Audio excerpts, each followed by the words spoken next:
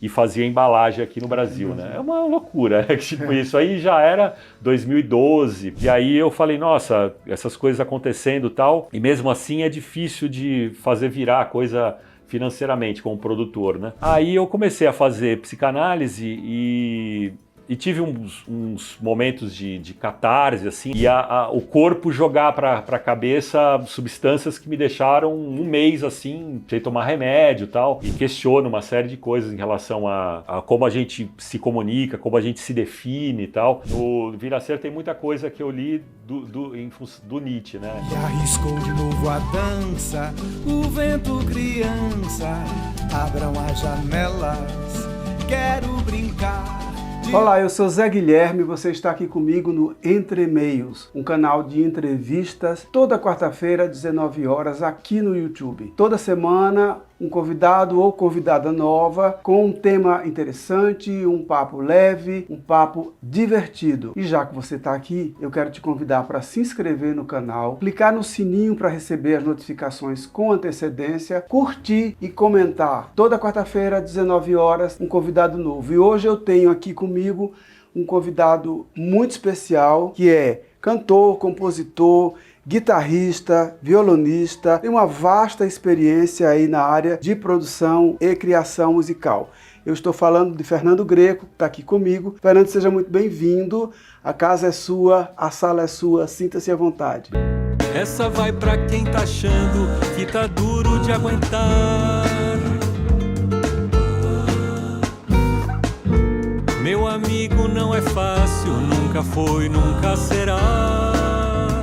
Obrigado a você aí pelo convite, ao Moisés pela conexão aí que ele fez entre a gente. Estou muito feliz aí de poder compartilhar aí alguma... Bacana, vamos nessa. Como eu costumo dizer, é um papo leve e divertido. A gente está aqui para conversar sobre as nossas intersecções, os nossos trabalhos. E eu queria começar pedindo para você situar um pouco os nossos espectadores sobre quem é Fernando Greco, de onde vem, as origens, um pouco da tua história pessoal. Tá certo. Bom, eu tenho aí meio século de vida, tenho 54 anos, completados agora dia 2 de março. A minha trajetória aí profissional, né, passa por várias atividades diversas, mas eu sempre gostei da música, né? Eu toco guitarra desde os 15 anos, na época comecei a tocar por causa do rock, do heavy metal e tal, ouvia rádio, na época, década de 80, né, ouvia rádio, ouvia música na televisão e tal. Tava começando a coisa de videoclipe, né? E aí eu já gostava um pouquinho de rock, Queen, não sei o quê.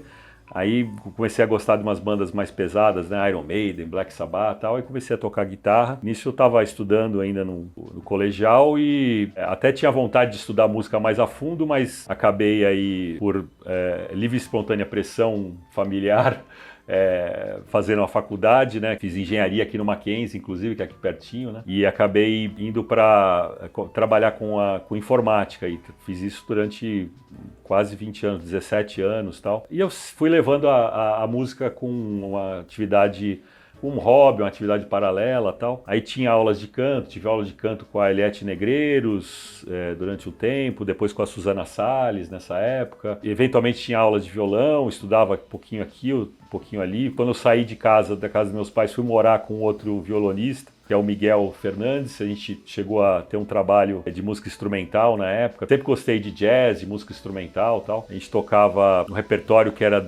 daquele Friday Night em São Francisco, né? Aquele disco do Paco de Lucia com o Aldi Meola e o John McLaughlin e tal.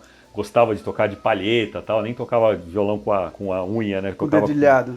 Enfim, fui levando a música dessa forma. E aí, em 2007, tive uma decepção aí com o trabalho e tal. Achei que era um momento, já estava com 38 anos, falei, acho que agora é um momento bom para começar a trabalhar com música e tal. E resolvi, como eu trabalhava com marketing e tal, na empresa era diretor de marketing e tal, eu falei, não, vou aprender como é que é esse negócio de trabalhar com música e tal, porque eu sempre frequentei festivais, eu via que tinha um movimento, né, grande por trás ali, né, de bastidores para fazer as coisas acontecerem, e falei, deve ter uma oportunidade aí para desenvolver um negócio legal com música brasileira e tal, e fiz um selo Bora Andar, né, em 2009, e comecei a lançar discos, né, o primeiro foi do Nenê, baterista, né, que tocou com o Egberto Gismonti, tocou com Milton Nascimento, tocou com a Elis, com Hermeto, né, E aí lancei um disco de trio, que era um disco, assim, um disco lindo. O cara é uma sumidade da bateria brasileira, tal, vou lançar o disco. E aí montei o escritório, chamei as pessoas para trabalhar, tal, investindo, né? E aí sim, foi durante uns 4, 5 anos eu investi pesado assim na Borandá, de tempo, de recursos e energia, tal. E aí você chegou a trabalhar, inclusive, nessa época da Borandá com grandes nomes, né? Egberto Gismonti, Nausete, Sim. Toninho Ferragutti, foram pessoas que passaram com você no percurso da Borandá. Você produziu o disco deles ou trabalhou mais a divulgação? Com a Nausete, por exemplo, a gente fez um lançamento de um disco que estava quase pronto, a gente pegou do meio para o final, mas fez todo o material de vídeo, fez site, eu fazia toda a parte de divulgação também e tal, que era o Meu Quintal, né? Um disco dela com composições dela também. Geralmente ela fazia a música e tinha um letrista, né? E tem vários parceiros, Luiz Tati, Arthur Nestrovski, Alice Ruiz, enfim, um monte de gente legal, né? E a gente trabalhou fazendo a turnê do Meu Quintal durante uns 2, 3 anos, se não me engano, acho que é 2011, por aí. E o Egberto foi por conta de uma distribuição que a gente acabou pegando de discos na época, da ECM, que era a gravadora dele. Eu fui numa feira internacional de jazz na Alemanha e conheci o pessoal da ECM, meio que por acaso, não tinha planejado, né, ir atrás deles e tal. E aí eles têm um catálogo fascinante, assim, de música instrumental, que eu ouvia na minha juventude, ouço até hoje, né. Então, Pat Metheny, Chick Corea, Keith Jarrett. Aí eu deixei meu cartão lá, falei que eu gostava muito, eles entraram em contato comigo, não tinha um distribuidor no Brasil. Aí eu conheci o Egberto na época, a gente fez um lançamento juntos, que era um disco que tinha sido gravado em 1980, chamado Carta de Amor, que era um disco ao vivo com o Jan Garbarek no sax e o Charlie Haydn no baixo, né? E a gente fez uma versão brasileira, a gente importou a bolacha do CD, que era mais barato que importar o CD inteiro, e fazia embalagem aqui no Brasil, né? É uma loucura, né? Tipo, isso aí já era 2012, por aí, quer dizer, já estava... Foi ali, né? No limite de venda, quase não tinha lugar para vender Mas a gente fez esse trabalho e eu acabei conhecendo o Egberto, tentando fazer outros projetos que não foram para frente e tal. E eu fui na casa dele, passamos umas tardes conversando, né? E ele é uma pessoa, né, fascinante também. E era para mim, um grande ícone, um grande referência e tal. E aí, quando aconteceu essas coisas, assim, conheci o Egberto, a gente lançou um disco também do Mário Adnet, o grande arranjador lá, carioca, que tinha, em homenagem ao Villa-Lobos, né? Era um trabalho de canções do Villa-Lobos, mas não com o modo com canto popular, né? Okay. Com a Mônica Salmazo, aí Milton Nascimento, Edu Lobo participaram do disco, a gente fez o lançamento desse disco. E aí eu falei, nossa, essas coisas acontecendo e tal, e mesmo assim é difícil de fazer virar a coisa financeiramente como produtor, né? Aí eu falei, não, meu negócio, eu quero fazer música, né? Foi legal a Borandá, assim, agora existe ainda a Borandá, ela está com uma pessoa que se tornou sócia da empresa, a Gisela Gonçalves, que é também cantora, musicista e super produtora e tal. É mineira, conhece o pessoal trabalhou muito com o pessoal do Clube da Esquina, Toninho Horta, etc. E aí eu falei, não, vou trabalhar vou fazer o meu trabalho autoral. Eu tinha feito uma pós-graduação na época, em 2012 até 2014, na Santa Marcelina, de canção popular. E aí em 2017 eu lancei meu primeiro EP, né, que é esse aqui que eu trouxe aqui, com 4 canções, meio que eu gravei na urgência, assim. Cheguei pro Bernardo Góes, que é um produtor, baixista, engenheiro de mixagem e tal. Falei, vamos gravar aí essas músicas e tal. Uma delas já estava gravada, precisava regravar a voz e tal. E aí gravei mais 3, né, e ele me ajudou a produzir, mixou e tal. Quero que você me queira de qualquer maneira, nesse vai e vem. Quero me enrolar em seus cabelos, pelos beijos, cotovelos, me jogar na vida com... E aí eu comecei montei um show, né, com esse trabalho e comecei a circular o show em 2018. Nesse eu estava com um estúdio novo que eu tinha montado e tal. Resolvi começar a gravar um disco, né, no final de 2019. E aí veio a pandemia. Atrapalhou a vida de todo mundo. Aí eu fui lançando como era possível, né? Inclusive, lancei 3 singles durante a pandemia. Um deles, inclusive, foi produzido pelo Swami, que eu vi que produziu sua música também, né? Clandestino, ele produziu, né? na verdade, o Swami arranjou e produziu o meu show de estreia aqui em São Paulo em 1998. Olha só. Clandestino. Desse show eu rodei com ele 2 anos fazendo turnê, e aí em 2000 nós decidimos gravar o primeiro disco, que aí também com arranjo e produção musical do Swami, e desse disco 3 canções ficaram de fora do disco, foram gravadas, produzidas, mas por questões burocráticas de direitos autorais não foram liberadas, e elas ficaram guardadas, e aí eu fui soltando aos poucos, e agora depois de 23 anos eu lancei o Clandestino, que foi gravado naquela época. Olha só. Que é produção do Swami. E tem mais uma que vai sair no EP, que é uma inédita do Zé Cabaleiro, que deve sair no EP, que eu vou lançar acho que até o final do primeiro semestre. Olha só. Tudo produção da época. Então eu vi o pessoal que toca, né? Eu estava olhando a ficha técnica e tal. Vi que tem o Castrupe, né? Lembro na bateria e percussão. Ari Colares, que eu conheço da época da Barca. A gente chegou a trabalhar junto também na Borandá. Ele tocava junto com Chico Saraiva e a Verônica. Essa turma toda começou a tocar comigo lá em 98. Quando eu fiz o show Clandestino, que era... A faixa título era essa que eu lancei agora. Mas, enfim, o Swami é um parceiro eterno, né? Sim, Desde 98 ele continua sendo uma pessoa bem presente no meu trabalho. A gente lançou na Borandá o Mundos e Fundos dele, acho que em 2012, por aí, 2011, 2012. Trabalhamos bastante com ele na época. É um amor de pessoa. Super. Além de um músico excepcional, é um amor de pessoa. Mas eu queria antes de a gente começar a falar sobre o Viracê, que é o seu trabalho, o seu CD recente, eu vi aqui que você, em 2011, você montou um grupo, né, o Zanzibar, com os amigos. Como é que foi essa experiência? Sim. Quando eu saí da casa dos meus pais, eu fui morar com outro músico, que era um fisioterapeuta e tal, o Miguel Fernandes. E aí a gente morava no mesmo apartamento. Quem apresentou a gente foi o Roberto Angerosa, que é um percussionista que eu conheço eu toquei em festival de colégio com ele, festival do Dante Alighieri. Quando eu estava na faculdade já no Mackenzie, ele estudava no Dante, eu estava no primeiro ano do Mackenzie.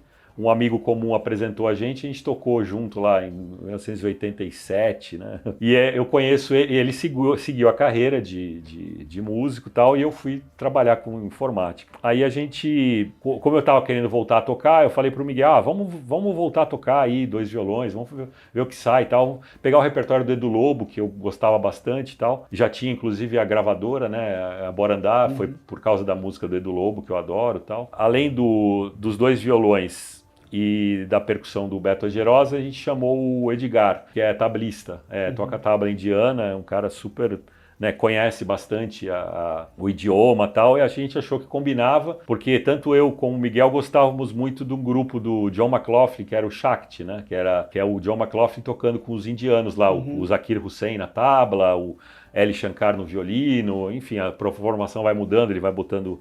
Inclusive está fazendo 50 anos o Shakti agora esse ano, né? E a gente começou a fazer esse repertório, montar esse repertório.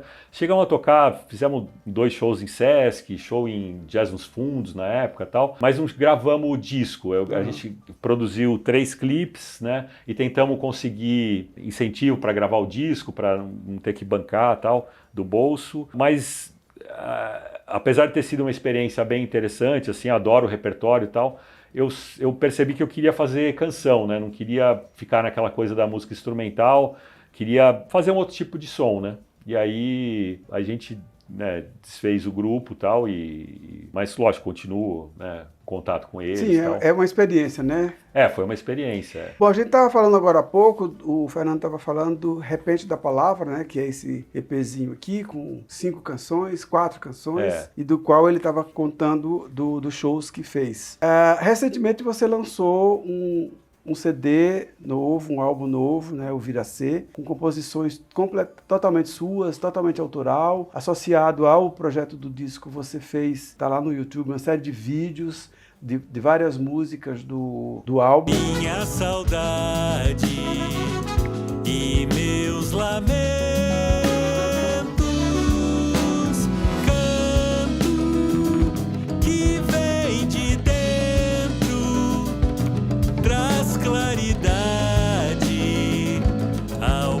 Conta um pouco pra gente essa produção, porque eu sei que ela tem uma vertente um tanto quanto existencialista, reflexiva, filosófica, né? Exatamente. Eu sempre gostei de literatura, mas eu nunca tive ninguém para fazer uma mentoria, digamos, comigo, né? Eu lia jornal, suplemento cultural, né? Que meus pais assinavam o jornal, eu lia e tal. Aí ia na biblioteca do Mackenzie, começava a escolher uns autores lá.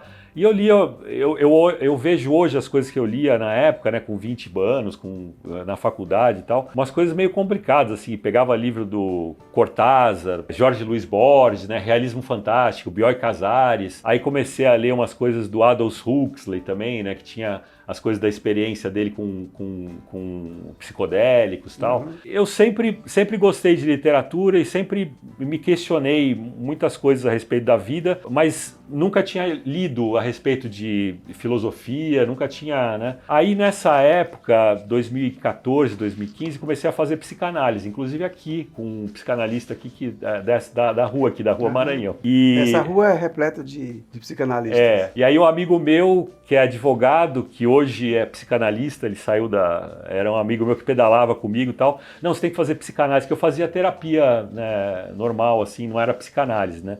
Não, você tem que ir a Lacan e não sei o que, e Freud e tal. Aí eu comecei a fazer psicanálise e tive uns momentos de catarse, assim, né, de... Insights.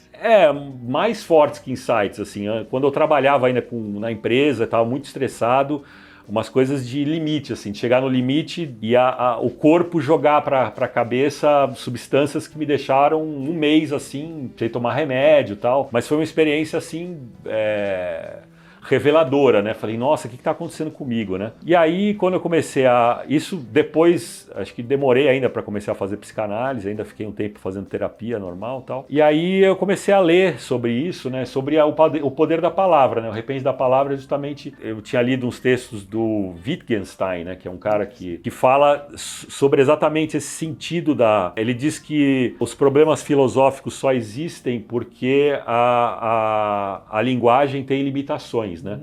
Os problemas filosóficos são simplesmente uma limitação da linguagem, né? E questiona uma série de coisas em relação a como a gente se comunica, como a gente se define e tal. E eu achei isso fascinante, né? E comecei a pesquisar sobre isso e escrever algumas músicas. O próprio Repente da Palavra é uma brincadeira sobre essa coisa, né, do homem aprender a falar e para o bem e para o mal, né, tem consequências, né?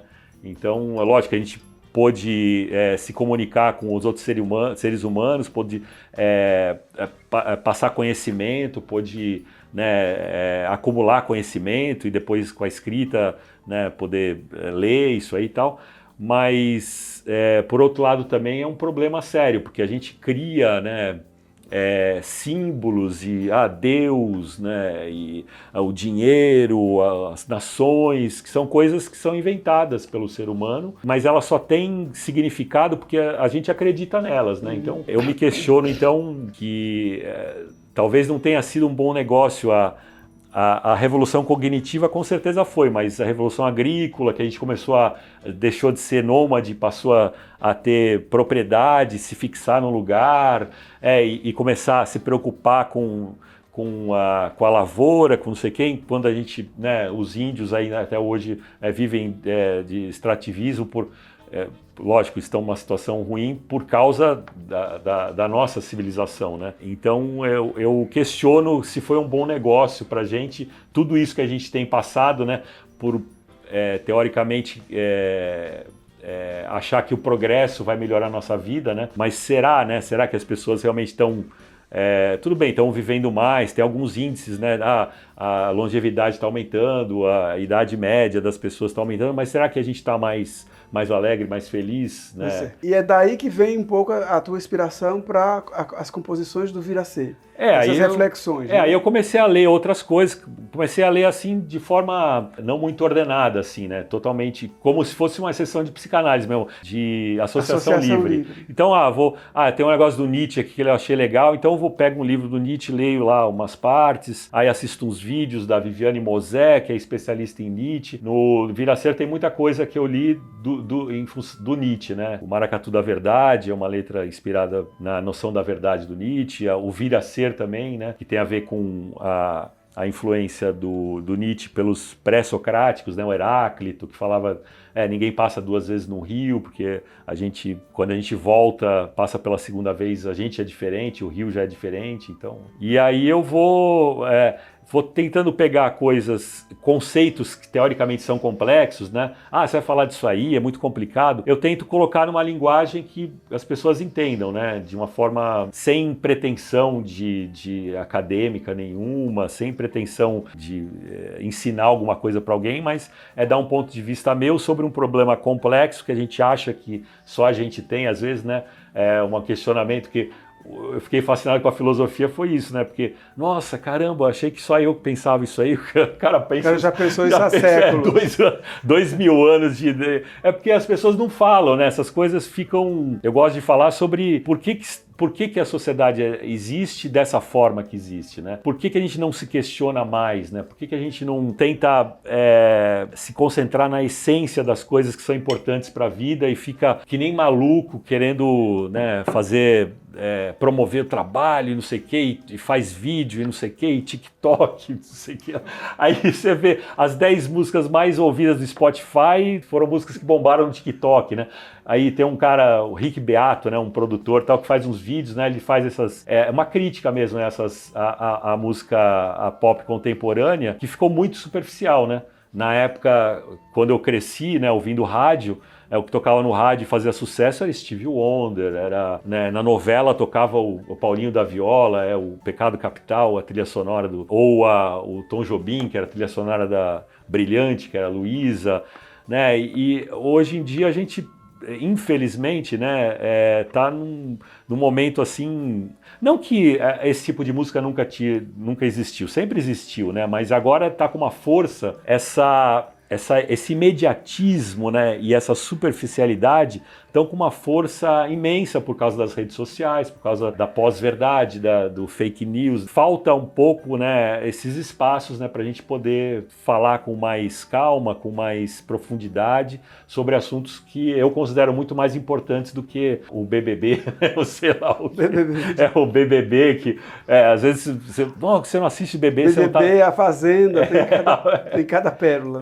Né? E aí eu fico me questionando, né? Mas qual é o objetivo de tudo isso, né? Será que a gente faz isso porque quer ou a gente está servindo alguém que hoje em dia são as empresas de internet, a gente acaba trabalhando para eles, né? Quer dizer, a gente gera conteúdo, investe recursos, tempo e para colocar o nosso conteúdo numa rede que é de uma empresa gigante, são de empresas gigantes, né, que tem muito recurso, muito dinheiro e muito poder para direcionar o conteúdo para onde elas quiserem, não, na realidade para onde o algoritmo diz que vai dar mais dinheiro em anúncio. Então, não, você apresenta isso aqui para essa pessoa, ela vai clicar lá e vai... Enfim, eu tenho esse cruzamento de ter trabalhado com informática, então eu peguei o começo do comércio eletrônico também, né? No final da década de 90 e tal. Eu era entusiasta de compras online, comecei a comprar online na Amazon, lá fora do Brasil, quando nem tinha aqui no Brasil e tal. Eu gostava, achava interessante, achei que realmente tinha uma esperança que as coisas fossem... E realmente mudou o mundo, né? A coisa, né, mas mudou muito mais para alimentar um sistema que eu acho nocivo e predatório, né, de consumo, do que para... Mas, lógico, também tem um benefício, né? Hoje, quem vai começar a tocar um instrumento musical hoje, vai na internet, tem um monte de coisa. Centenas de coisas. Você pode aprender, isso é uma coisa fascinante, né? Mas, infelizmente, tem sempre o outro lado, né, da tecnologia. Fernando, vamos falar um pouquinho da construção do Viracê. As canções, elas surgiram como? Você compôs elas já pensando num conjunto de canções para o EP, para o álbum, ou elas surgiram em momentos diferentes e você foi... Haviam, acho que 4 ou 5 canções, acho que 4 canções que eu já tinha composto para o show, né, em 2018. E aí eu quis fazer uma versão no disco delas, né, não tinha gravado no disco. E as outras músicas eu fui compondo à medida que eu fui produzindo o disco, né. Aí até que as últimas canções eu fiz, né, quase estava no finalzinho do disco lá, tava escrevendo ainda, tava terminando o disco, né? Então foi um misto dessas 4 canções que eu já tinha do show do Repente da Palavra, e que eu fiz outros arranjos, tal, produzi, né? E no começo eu chamei o Alê Siqueira para me ajudar na produção. É um cara fantástico, trabalhou com um monte de gente boa, tal.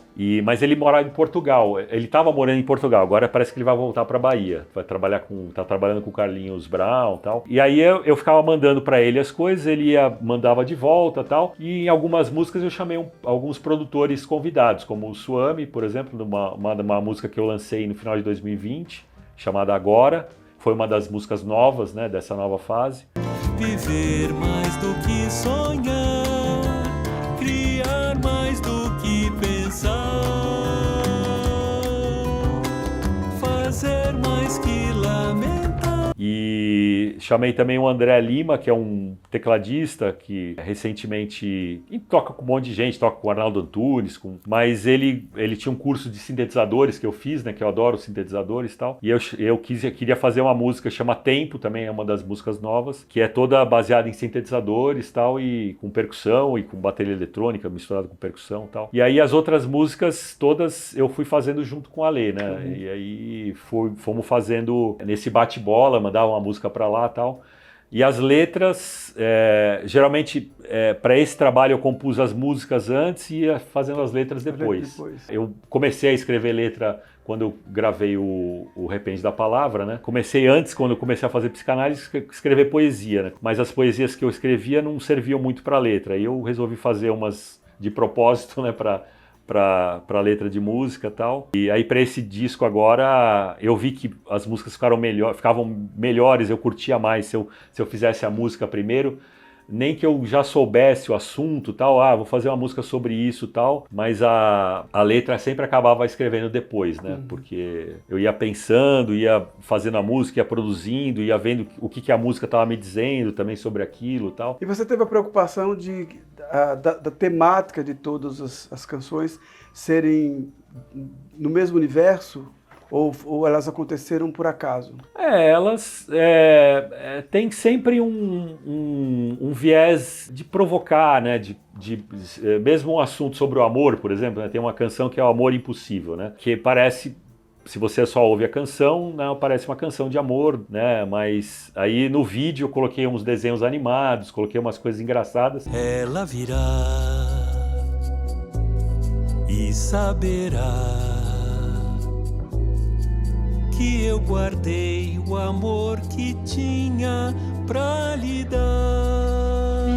Sobre o mito do amor romântico, do banquete de Platão, né? Começa com uma narrativa, tal, então tem o bonequinho lá que diz, segundo a lenda grega, a gente era completo, com 4 braços, 4 pernas, eram 2 em 1, né? Nós éramos seres que eram 2 em 1, né? Aí tinha o Andros, que eram 2 homens, a Gina, que eram 2 mulheres, e o Andrógina, que era um homem e uma mulher juntos, né? No mesmo ser, né? E aí eu faço uma brincadeira com a coisa do mito do amor romântico, da completude absoluta do ser, tal. Então sempre tem, as músicas sempre tem uma pitada aí de crítica, de provocação, mesmo falando sobre temas que são, né, muito abordados, né, em canções, em músicas, tal, né? Então acho que tem essa coisa em comum, né? Outras são mais líricas, tal, outras são mais, né, tipo Agora, né, que o Suami me ajudou a produzir e tal. Fala sobre o agora, né? Fala sobre, né, agora é uma boa hora para começar, né? Quer dizer, que é o que a gente tem, né? A gente fica sempre, às vezes, pensando no passado, o que eu poderia ter feito, o que eu posso fazer, né? Só que o que poderia ter feito dá depressão. Se eu tiver o que eu posso fazer dá ansiedade. Então, o que nos resta é trabalhar, pensar no momento, pensar no momento, né? Então, mas é uma letra um pouco mais para cima, um pouco mais lírica, tal, né? Como tem outras também, o Canto também, que é uma outra música que eu já tinha composto que é uma música que fala do ato de cantar, né? Canto, o sentimento, a liberdade desse momento, né? Que é a coisa da arte performática, plástica, né? Tem essa coisa, essa divisão, né, das artes, né, das artes plásticas, né, que são coisas que você faz, né, escultura, pintura, e das artes performáticas. Acho que meu negócio é com as artes performáticas, mas é de estar fazendo aquilo naquele momento, né, do cantar, do tocar, tal, né? Apesar de ter gostado de produzir, né, e ter sido um super exercício de produção e ter chamado os músicos que eu chamei, admirava muitos deles, acompanhava o trabalho deles, tal. O lance de chegar e tocar, né, e fazer música, né, na hora, né, é aí que está a coisa, né. E associado à produção do disco, você também produziu uma série de vídeos, né, das músicas do álbum, que estão no YouTube, eu andei vendo lá. Sim, sim. Vídeos muito bem produzidos. Obrigado, obrigado. É sempre... Fazia parte do projeto já produzir os vídeos ou a ideia surgiu? Então, eu no começo, né, os 3 singles foi porque, né, eu queria, mesmo durante a pandemia, estar lançando alguma coisa para a gente, né, se animar um pouquinho, né, para passar por aquele período e tal. E aí, quando eu comecei as sessões de gravação, foi em maio, junho do ano passado, eu tinha lançado 3 singles, faltavam 10 músicas, né, o disco tem 13 faixas, né? E aí eu montei 5 sessões de gravação, na verdade 6, que uma solista, né? Com a baixo e bateria. E chamei vários músicos que fiz duplinhas, né, de baixo e bateria. Muita gente se conhecia, mas nunca tinha tocado junto, né? Por exemplo, o Sérgio Rezzi, que é o baterista que eu conheci tocando com a Nausete e tal, tocou junto com o Fred Eleodoro, que é o baixista que fez a última turnê do Milton Nascimento agora, né? Uhum. Que eu conheci através do Antônio Loureiro, que também tocou no disco e tal. O Kleber Almeida, baterista, né, tocou junto com a Vanessa Ferreira, que é uma baixista mais jovem e tal. O Kleber Almeida é da banda Mantiqueira, o Clebão e tal, cara super, né, e a Vanessa é um jovem talento aí da música instrumental, né, toca baixo acústico e tal. Também nunca tinham tocado juntos, né. E aí a gente filmou as sessões de gravação, né, e aí eu falei, pô, tem esse material, e hoje em dia, se a gente não tem o vídeo, né, fica uma coisa, parece que fica faltando pra gente divulgar, né, a canção. Sim, e aí eu resolvi fazer clipe de todas as músicas, porque aí eu lancei o disco em novembro e continuei lançando clipes, né? Aí tô lançando um clipe a cada 1 mês e meio e tal. Agora tô quase terminando aí, faltam mais 4. Vou lançar um agora esse final de semana, sexta-feira agora, chama Acorda-me. Acorda-me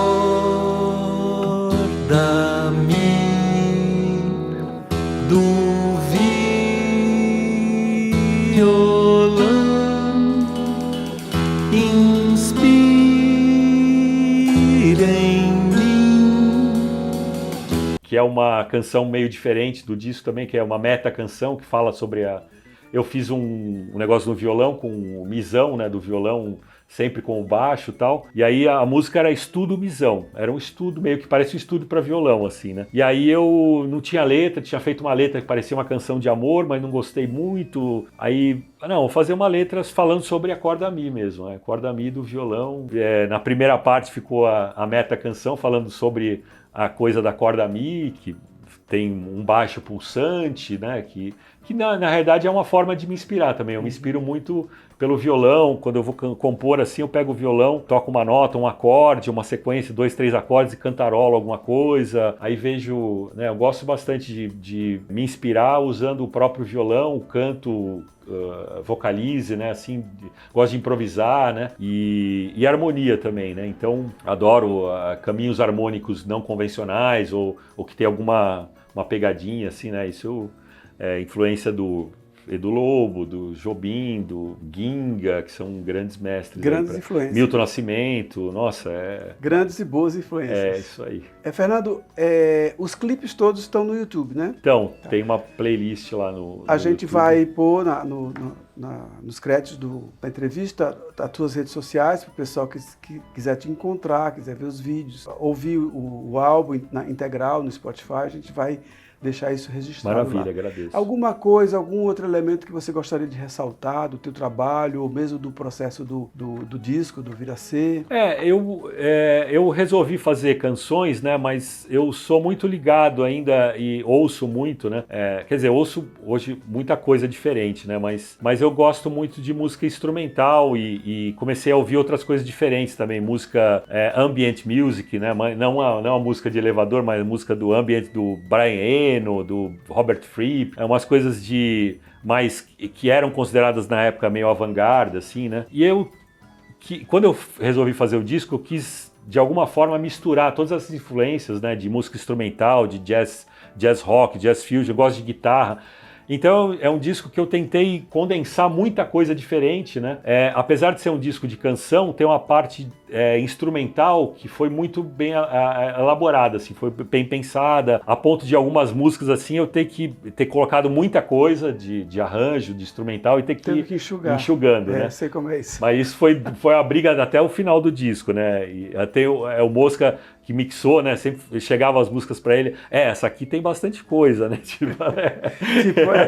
Vamos ter que dar uma filtrada aqui. Apesar de ser um disco de canção, tal, não é um disco de canção muito tradicional. Tem muita coisa, tem coisa de guitarra, tem coisa de sintetizador, tem uns arranjos, tem um rap também, né? Que é uma coisa que tem duas músicas com poesia falada, né? Que é o Maracatu da Verdade e um rap que é a última música do disco, que é o Inevitável Fim, né? Que foram com essa coisa de poesia falada, que eu acho interessante quando eu quero falar muito, né? Uma letra da música às vezes não cabe, né?